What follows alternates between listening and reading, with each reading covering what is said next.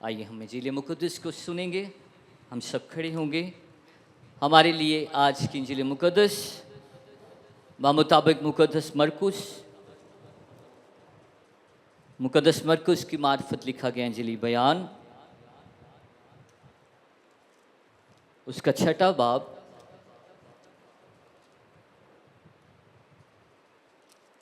और उसकी पहली आयत से हम पढ़ना शुरू करेंगे। मुक़द्दस मरकुस की मार्फत लिखा गया इंजीली बयान, उसका 6 बाब, उसकी पहली आयत से ध्यान से सुनिएगा। फिर वहाँ से निकलकर वो अपने वतन में आया। कौन आया? यीशु। वो अपने वतन में आया और उसके शागिर्द उसके पीछे हो लिए। जब सबत का दिन आया तो वो इबादत खाना में तालीम देने लगा और बहुत लोग सुनकर हैरान हुए और कहने लगे कि ये बातें इसमें कहाँ से आ गईं और ये क्या हिकमत है जो इससे बख्शी गई और कैसे मोजज़े उसके हाथ से ज़ाहिर होते हैं।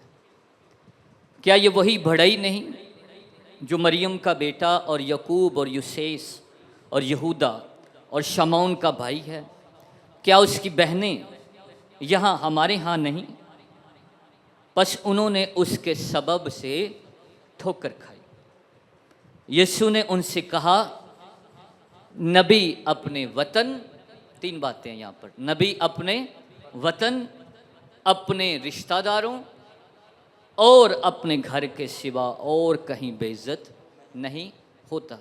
3 जगह जी, वतन, रिश्तेदार और अपना घर। और वो कोई मोजज़ा वहाँ ना दिखा सका, सिर्फ थोड़े से बीमारों पर हाथ रखकर उन्हें अच्छा कर दिया और उसने उनकी बेइत्तेकादी पर तअज्जुब किया। इंजील मुक़द्दस के पढ़े सुने जाने पर उसकी ख़ास बरकत हो। खुदावंद का शुक्र हो। तशरीफ़ रखिए।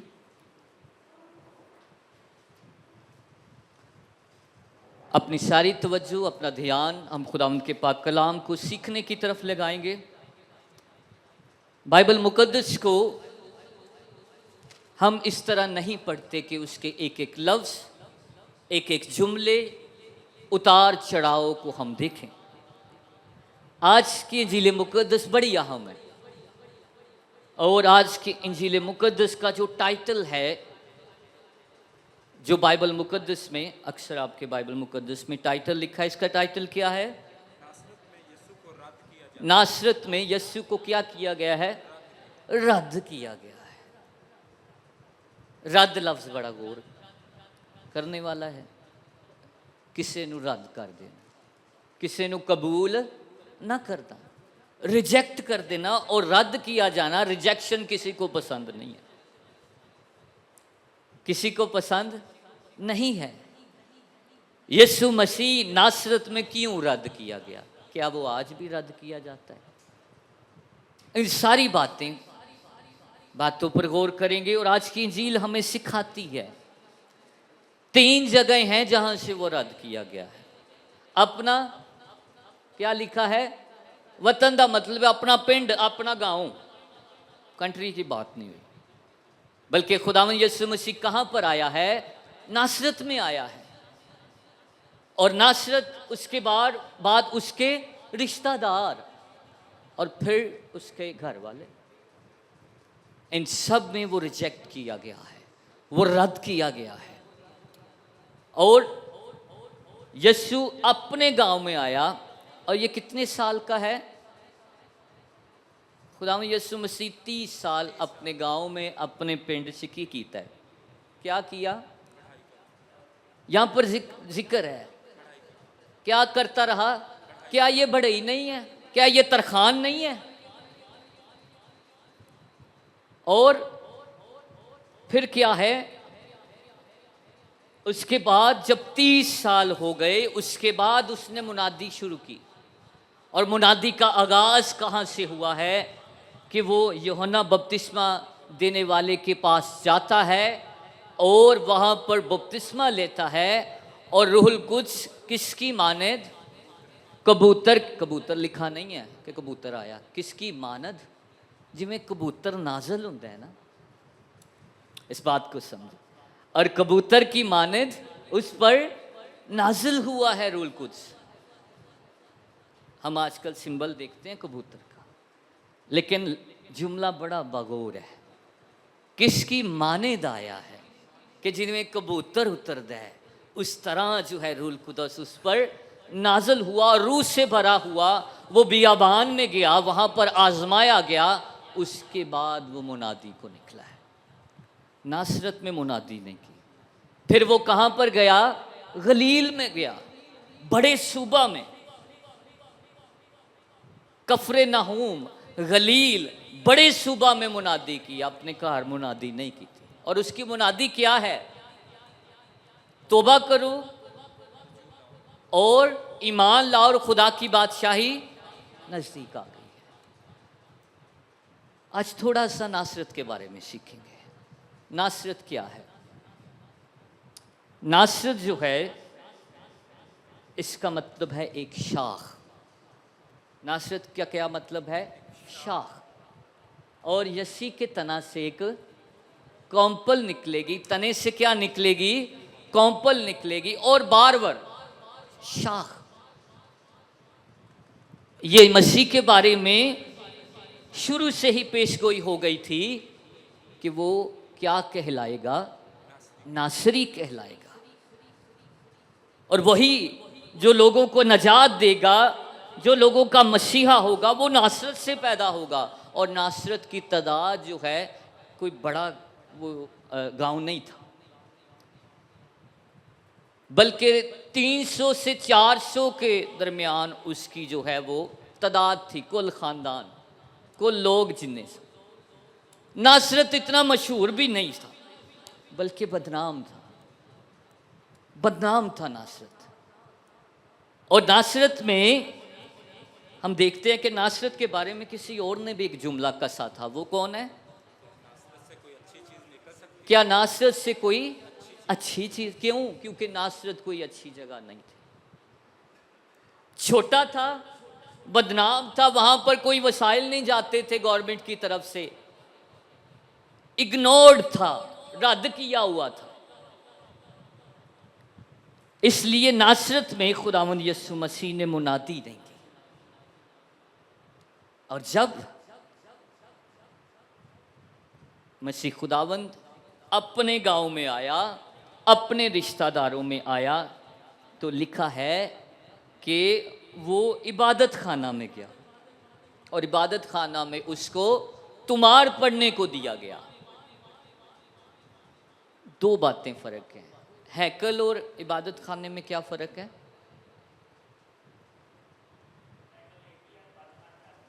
हैकल एक ही है और इबादत खाने बहुत सारे थे। और क्या फ़र्क है हैकल और इबादत खाने में? हैकल के अंदर मज़बागाह था, कुर्बानियाँ चढ़ाई जाती थी, लेकिन इबादत खाने में मज़बागाह नहीं था। और इबादत खाने जो हैं, जैसे हमारे मकामी गिरजाघर होते हैं, ठीक है, और कैथेड्रल जो है वो दूर करके बनाया होता है। और हैकल के लिए शरीयत में ये था कि साल में एक दफ़ा जाके अपनी किया करो, कुर्बानियाँ चढ़ाया करो। और इबादत के लिए इबादत खाने बनाए गए जो कि इलाकाई हुआ करते थे। पता चल गया हैकल में और इबादत खाने में क्या फ़र्क है। तो मसीह खुदावंद अपने दस्तूर के मुताबिक मसीह खुदावंद इबादत खाने में जाते हैं और इबादत खाने में रबी कहलाते हैं और रबी को तिलावत करने को दी गई। और जो शख्स तिलावत करता था, बाद में उसकी तशरीह भी किया करता था। लिखा है कि पढ़ने के बाद मसीह खुदावंद बैठ गए। क्या लिखा है? बैठ गए। बहुत लोग सुनकर हैरान हुए और कहने लगे, इसको मत्ती की इंजील में पढ़े, तस्वीर पूरी आएगी। कि वो पढ़ने के बाद बैठ गया और कहने लगा। ये रबी बैठ जाया करते थे। हम तो खड़े होकर कलाम सुनाते हैं, लेकिन इबादत खानों में जो तिलावत करता, रबी से वो पढ़ता और फिर रबी उसकी तशरीह करता। और जब मसीह खुदावंद ने जो हवाला दिया गया उसको पढ़ा और उसकी तशरीह की तो लिखा है ये लोग हैरान हो गए, ये लोग ताज्जुब करने लगे और क्या कहने लगे कि क्या हिकमत की बातें हैं। और फिर कहते हैं कि क्या मोजज़े भी हैं इसके हाथ में, क्या ये बढ़ई नहीं है।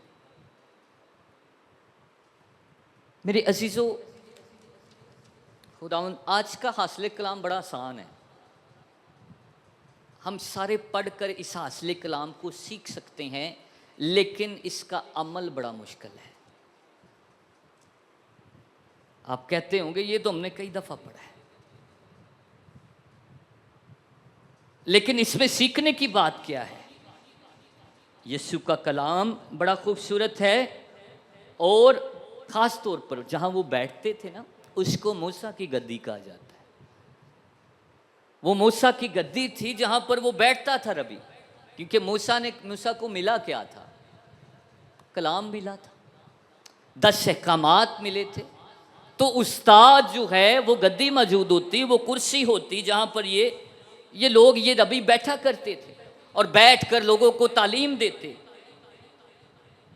मेरे अजीज़ों, तालीम आला, उनकी तारीफ़ करते कि ये मौजज़े भी बड़े खूब करता है, लेकिन किस वजह तो मन्निया नहीं कि अपने घर दा ही है। किस लिए रद्द किए गए हैं कि ये तो बंदा घर दा ही है, महल्ले दा ही है, ये तो हमारे गांव का ही है, क्या इसकी बहनें हमारी तरफ ब्याही नहीं है, क्या इसके भाई बहन हमारे साथ नहीं है, और क्या ये बढ़ई का काम नहीं करता रहा। ये देखो इन्नी हिकमत का दे तो आ गई। सिनेरियो देखे, रद्द कर दिया गया। रद्द क्यों किया गया है? हम बहुत दफा अपनों को रद्द कर देते हैं, बहुत दफा हम अपनों को क्या कर देते हैं, अपनों को रद्द किया जाता है। यीशु के नासरत में रद्द किए जाने का एक ही मकसद था, क्योंकि वो अपना सी। इसी तरह बाज़ुकात असी अपने बच्चे की तारीफ नहीं करते, बाज़ुकात असी अपने भांडे की तारीफ नहीं करते, बाज़ुकात हम अपने मियाँ बीवी की एक दूसरे की तारीफ नहीं करते, बाज़ुकात हम अपने ख़ानदान की तारीफ नहीं करते, बल्कि दूजा ख़ानदान सानू अच्छा लगता है। आजकल अगर हम मिसाल देना चाहूँगा, गिफ्ट देते हैं किसी को परफ्यूम, तो साथ में कहते हैं ये बाहरों आया है। ये कहाँ से आया है? इसकी कीमत क्या है कि ये बाहर से आया है, इसलिए ये बड़ा कीमती है। और अगर आप इसी मुल्क से देते तो क्या होता? एडी ज़्यादा दी कदर नहीं सी, ये तो इत्थों दी है। इसलिए अपनी चीज़ को रद्द किया जाता है और गैर पर जो है इस्तिफादा किया जाता है। अपने महल्ले दे पादरी को दुआ नहीं करानी, जेड़ा बाहरों आया उहदे को करानी है। ये ट्रू है, सच्ची बात है। अंग्रेज़ां दी सुननी है, लेकिन अपने पंजाबी खादम से नहीं सुनना। अपनों को क्या किया जाता है? और मसीह ने गिला भी किया, मैं अपनों में आया, मुझे अपनों ने रद्द कर दिया, कबूल ही नहीं किया। इसलिए आज की तिलावत हमें ये सिखाती है कि हम अपने को कदर दें। किसको? अपने गाने बजाने वालों को, अपने लोगों को कदर दें, अपने लोगों को सामने लाएं, अपने लोगों को प्रमोट करें। कलीसिया के बच्चे बच्चियों को अपने लोगों को प्रमोट करें,